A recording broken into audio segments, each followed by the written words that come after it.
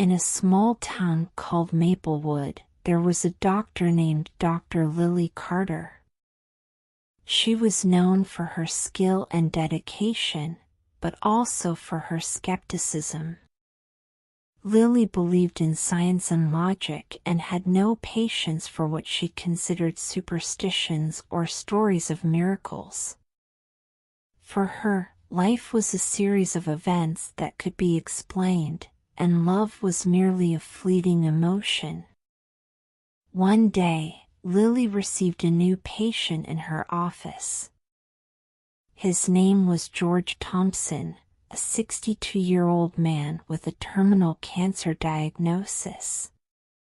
He was a former literature teacher, and his passion for words had never diminished, even in the face of his condition. George had a warm smile and contagious energy, something that surprised Lily from their first encounter. During the consultation, Lily examined George's tests and explained the seriousness of his situation. "You have a few months to live, George. We need to focus on palliative care and ensure that you are comfortable," she said, trying to maintain objectivity.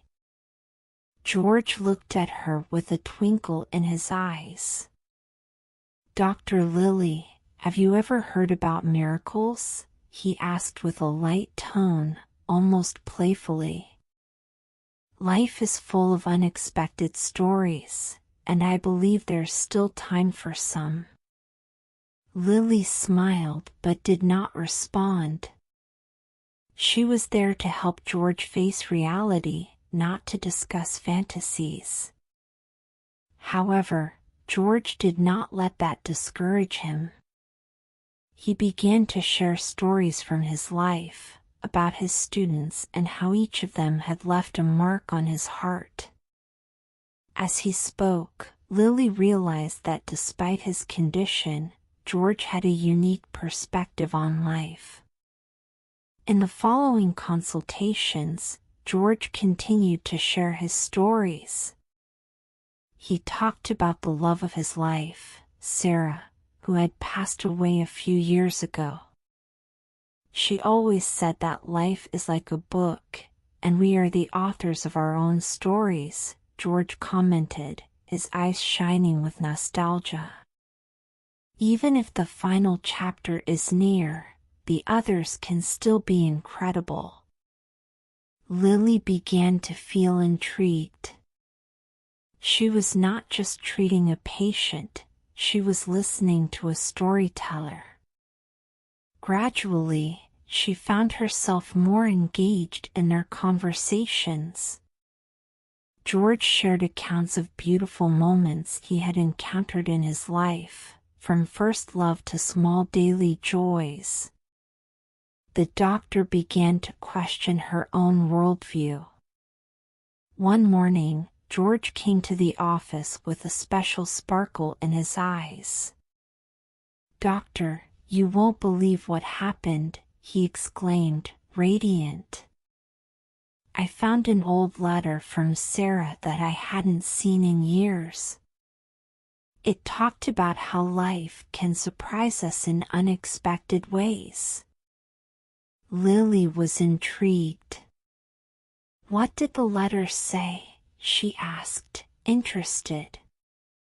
George explained that the letter spoke about the importance of believing in something greater than ourselves, about how even in dark times, hope can bloom. "She always believed that miracles can happen when we least expect them," George said, emotional. Weeks passed, and gradually, Lily began to open up to the idea that there might be something more in life than just science and logic. She started noticing the small miracles around her, the smile of a patient, the sunrise, and even the friendship that was forming between her and George. In one consultation, George asked Lily, "Have you ever thought about what it means to live fully?" what it's like to allow yourself to feel emotions, even the difficult ones? Lily hesitated. She had always kept her emotions in check, but George's stories were beginning to touch her heart. "I don't know," she replied, almost in a whisper. "I think I'm afraid to let go."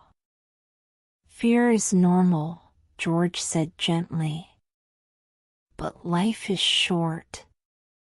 We must embrace every moment and every emotion, even if it means facing pain."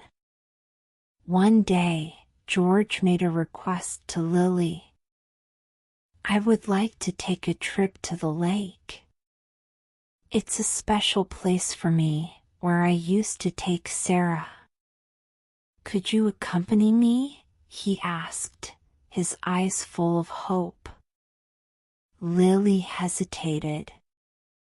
She had work to do and a routine to follow, but something inside her urged her to accept.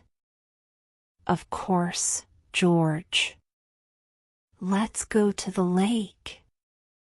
On the day of the trip, the sky was blue and the sun shone brightly. When they arrived at the lake, George smiled like a child. "It's beautiful, isn't it?" he said, looking around. "This is where I felt most alive." As they sat by the lake, George began to tell more stories. He spoke about his dreams, his passions, and how each person he had met had left a mark on his life. Lily began to realize that life was not just about diagnoses and treatments, it was about connections, stories, and shared moments. Then, something unexpected happened. As George spoke, he started to cough, and his breathing became difficult. Lily immediately became concerned and began checking his vital signs. "George, are you okay?" she asked, alarmed. With a weak smile, George replied, "Doctor, I'm fine." Sometimes, the body reminds us that we are human. He looked at the lake and added, "Life is a miracle, even in its most difficult moments." At that moment, Lily realized that George's life was a true testament to courage and love. She was not just treating a patient, she was learning from him. The trip to the lake was a turning point for Lily. She began to value the simple moments and meaningful connections more. Months passed, and George was nearing the end of his journey. In their last consultation, he looked into Lily's eyes and said, "Doctor, I want you to know that you have taught me as much as I have taught you. Life is made of unexpected miracles. Never stop believing in them." With tears in her eyes, Lily replied, "George, you have shown me the true meaning of living. Thank you for your stories and for your friendship." George smiled, and in his last breath, he said, "Remember, Lily, life is a book. Write a beautiful story." And so, George departed, but left an indelible mark on Lily's life. The skeptical doctor was no longer the same. She had learned to appreciate the small miracles that life offers, and in her heart, she knew that George would always be with her, like a story that never ends. If you enjoyed the story, please like and subscribe.